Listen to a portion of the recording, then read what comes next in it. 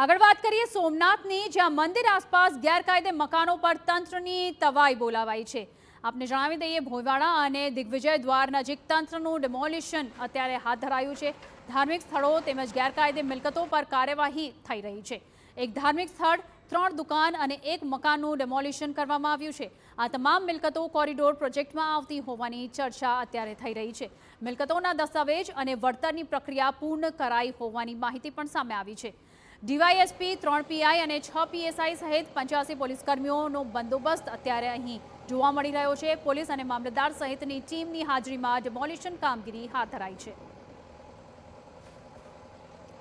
રેવન્યુની team તેમજ પોલીસની team, જેમાં એક ડીવાયએસપી, 3 પીઆઈ, 6 પીએસઆઈ, 85 માણસો અને અન્ય એલસીબી એસઓજીની ટીમ સાથે સ્થાનિકોની સહમતિથી અહીંયા ડિમોલિશન કરવામાં આવ્યું, જેમાં તે લોકોના દસ્તાવેજની પ્રક્રિયા તેમજ વળતરની પ્રક્રિયા પૂર્ણ થઈ ગયા બાદ તેમની સહમતિથી મકાનો, દુકાનો તેમજ એક ધાર્મિક સ્થળનું ડિમોલિશન કરવામાં આવ્યું છે। શાંતિપૂર્ણ ચાલી રહ્યું છે।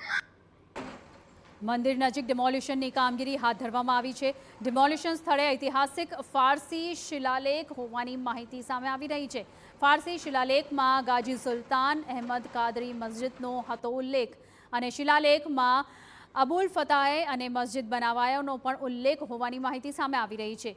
શિલાલેખને નુકસાન કે મૂળ સ્થાનેથી હટાવવા બદલ શિક્ષાની જોગવાઈ દર્શાવાઈ રહી છે।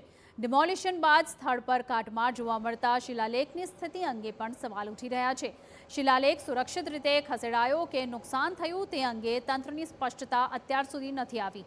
રક્ષિત શિલાલેખની હાલની સ્થિતિ અંગે જવાબદાર તંત્ર પાસેથી ખુલાસાની માંગ પણ થઈ રહી છે।